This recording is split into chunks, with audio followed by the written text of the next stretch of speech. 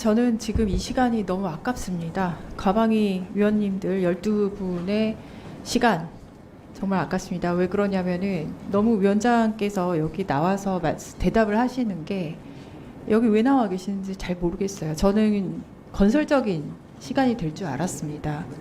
예, 아쉽습니다. 주인철 의원님께서 기관장으로서의 바람직한 태도가 아니다라고 말씀을 하셨는데 굉장히 좀 돌려서 말하신 것 같고요. 자꾸 국회 탓을 지금 하시는데 솔직히 말씀을 드리겠습니다. 그렇게 국회 탓을 하실 거면 국회가 일을 하면 되겠네요. 그래서 방통위원장이 필요 없죠. 국회만 있어도 방통이 돌아가는 논리적으로 그렇게 될 수밖에 없을 것 같은데요. 여기서 기회를 하나를 드리겠습니다. 아까 최선을 다해 열심히 노력했다고 하시는데 너무 두리뭉실하고요. 위원장님께서는 지금까지 해놓은 대통령을 위한 실적 말고 국민을 위한 실적 한 가지만 짧게 말씀해 주세요. 제가 그 방통위원장이 돼서 국민을 위한 실적이 무엇인지. 저는 늘 모든 안건을 처리함에 있어서 아주 구체적인 실적 하나만 주십시오. 늘 그 모든 안건을 처리함에 있어서 그런 시각에서 업무 처리를 했습니다. 전혀 지금 두리뭉실하게 대답을 하셔서 전혀 도움이 되지 않습니다. 솔직히 말씀드리면 회사 같으면 바로 해고입니다. 왜 해고 사항인지 하나 더 말씀을 좀 드리겠습니다. 좀 자세한 얘기라서 답을 빨리빨리 하실 수 있는 그런 상황입니다. 방심위의 심의 제재 남발에 대한 질문 드립니다. 지난 6개월간 소송이 몇 번 있었는지 혹시 기억하시나요? 소송이 뭐 여러 건 있었습니다. 여러 건 말고요. 숫자는 제가 정확히 기억하지 못하고 제출받은 자료 따르면 23건의 소송을 지금 진행 중입니다. 근데 거기에 얼만큼 쓰였는지 혹시 아시나요? 대충이라도 소송비가.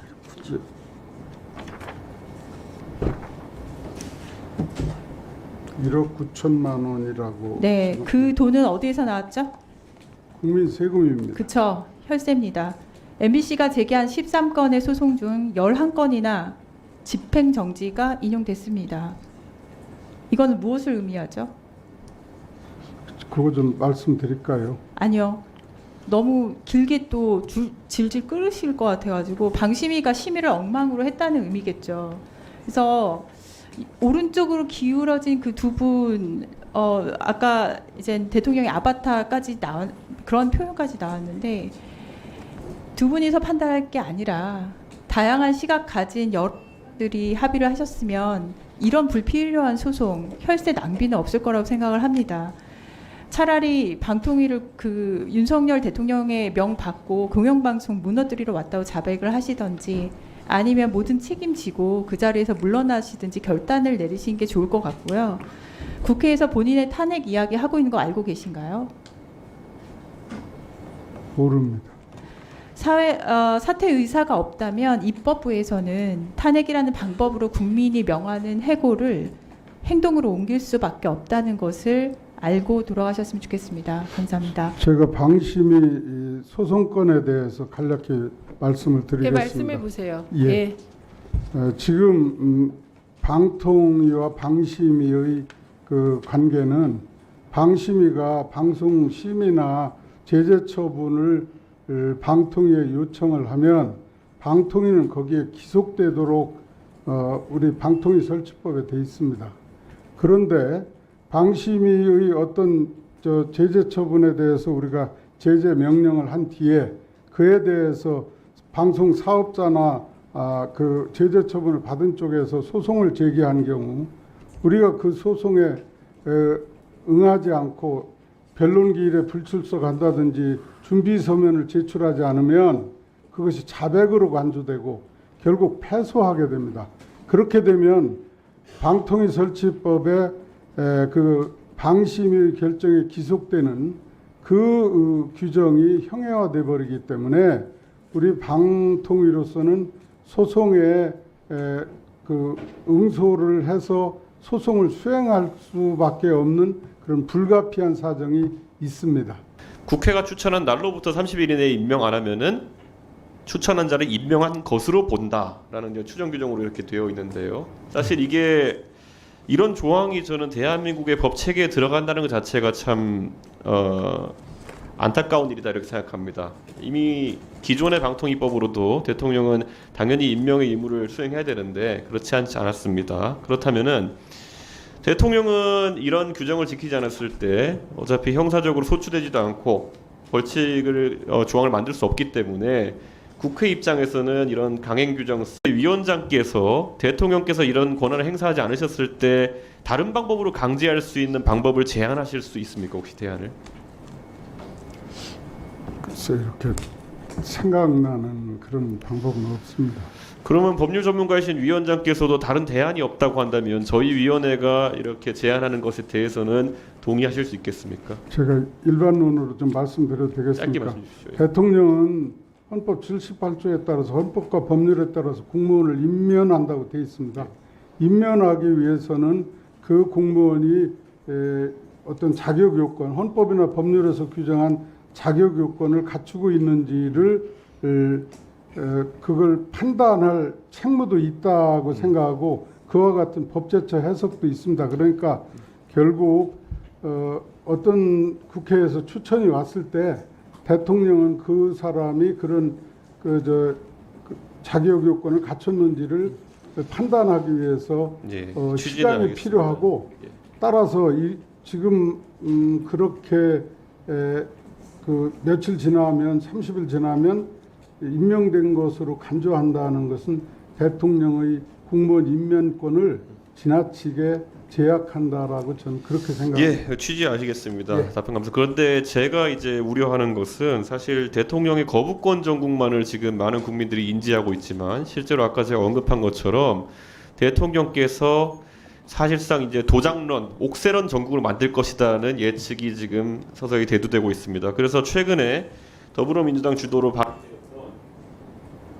특별검사, 그러니까 소위 말하는 최상병 특검과 관련된 박찬대 의원 대표 발의한 특검법에도 보면은 대통령이 임명하지 않을 경우 후보자 중 연장자가 임명된 것으로 봄. 그러니까 2인의 특별검사를 추천한 다음에 원래 대통령께 선택하셔야 되는데 지금까지는 한 번도 선택 안 하신 대통령이 없습니다. 그런데 얼마나 윤석열 대통령께서 또다시 도장론, 옥세론 전국을 만드실 거란 예상이 있으면은 입법부에서 발의할 때 후보자 중 연장자가 임명되는 것으로 봄 이런 조항을 넣겠습니까? 그렇기 때문에 저는 오늘 법률가로서 우리 위원장께서 다른 대안이 있으신가를 여쭤보고 싶었는데 다른 대안은 없으시다라고 답변한 것으로 알겠습니다. 그리고 우리 위원회가 지금 소위 지난 회의에서 방송3법이라고 하는 것을 통과시켰지만 대통령께서 제2요구권 행사하실 것이 명확해 보이는 상황 속에서 타협안의 도출도 필요한 상황입니다. 그런데 개혁신당은 공영방송 이사진이나 경영진 구성에 있어서 대통령의 실질적 임명권을 인정하되 방송 노동자의 거부권을 행사할 수 있도록 하는 형태의 타협안을 제안하고 있습니다. 주무관청장으로서 사장 임명 동의에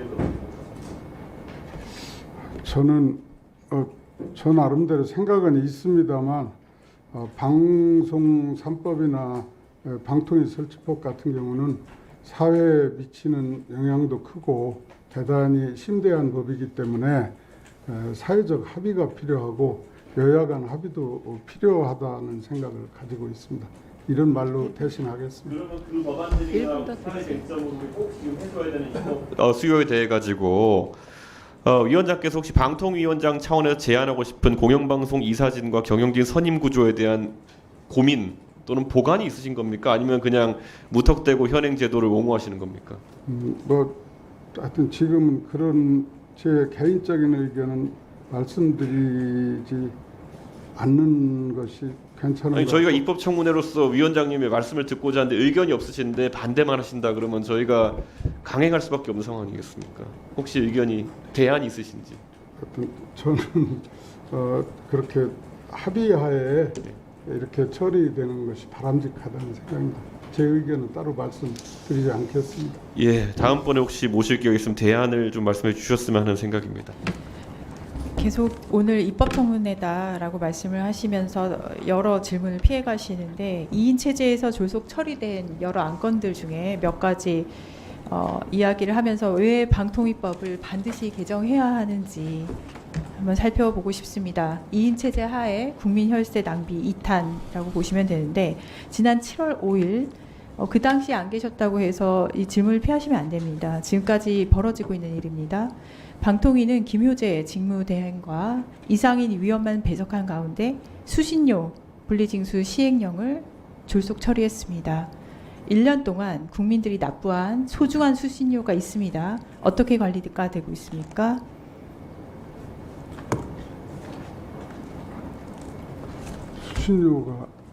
수신료 분리징수에 대해서 처리된 것을 알고 계십니까? 알고 있습니다. 예, 알고 있습니다. 시행령상 수신료 분리징수를 하는 시점이 언제로 되어 있는지 아십니까? 시행령이 즉시 시행됐던 즉시 것으로 알고 시행 있습니다. 맞습니다. 예. 네, 즉시 시행이죠. 그런데 KBS하고 한전은 1년간 시행령을 위반해온 것으로 보입니다. 왜냐하면 다음 달부터 시작한다고 되는데 여기에 대해서는 어떻게 조치를 하실 예정이십니까? 이제 지금 위원님 말씀대로 KBS와 그 한전이 지금 이제 그 시행 방안에 대해서 협의가 끝나서 7월부터 네, 시행하는 것으로 시간이 좀 줄어들어서 지금 가장 큰 문제는 1년치 수신료 102억 원에 대한 수신료 징수가 1년 동안 방치가 되어 있다는 것이고요.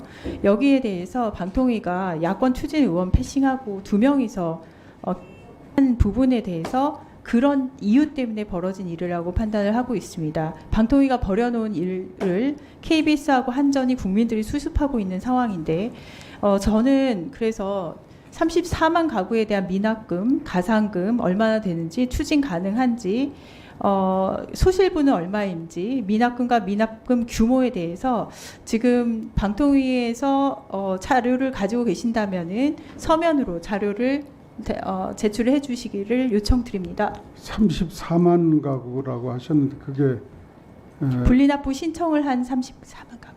네. 분리납부 신청한 분들이요. 네. 네, 수고하셨습니다. 다음으로 이준석 위원님 질의해 주십시오. 예, 이번에도 아까 방송 3법이라고 하는 우리 위원회가 통과시킨 법안에 대해서 이사진 구성에 대해 가지고 소위 좌파 논란이 나오고 있습니다. 그런데 이 사실 관념적으로 좀 모호한 부분이 있어가지고 위원장께 질의드리고자 합니다. 사실 국민의힘의 주장대로라면은 좌파가 방송을 장악하게 된다 하는데 아까 질의 내용처럼 방송통신위원회가 혹시 좌파 단체를 의도적으로 추천할 의향이 있습니까? 글쎄요, 이제 그게 입법화가 돼봐야 뭐 말씀. 추천하시면 안 되죠. 의도적으로 좌파 단체를 추천하시면 큰일 나죠. 그런데 그러면 좌파 단체와 좌파 단체가 아닌 단체를 구분할 수 있는 방법이 있습니까?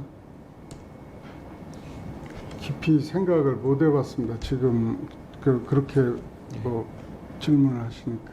예. 그리고 그 외의 구성을 보면 시청자위원회 같은 경우에는 학부모 단체, 소비자 보호 단체, 변호사 단체, 경제 단체 등인데 이 단체들이 모두 좌파가 되었다고 한다면 국민에 대한 모독일 것 같다는 생각이 드는데 저는 국민의힘에서 그러면 왜 이 법안대로 이사진을 선임하면 좌파가 방송을 장악한다고 주장한다고 이해하고 계신지 궁금합니다.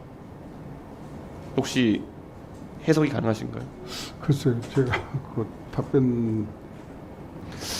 그래서 저는 사실 이 구성을 봤을 때 지금 방송통신위원회에서 또 제가 대안 말씀을 드리지만 다른 대안이 없다면 우리 위원회 안이 본회의에서 표결에 될 테고 결국엔 이 법이 집행될 텐데 사실 방송통신위원장에게 그리고 위원회에게 상당히 많은 권한을 부여하고 있는 법입니다. 그렇다면 이 단체 선정이라든지 이런 부분에 있어가지고 방송통신위원회가 국민들의 우려가 없도록 준비를 해야 된다고 생각하는데 어떻게 생각하십니까?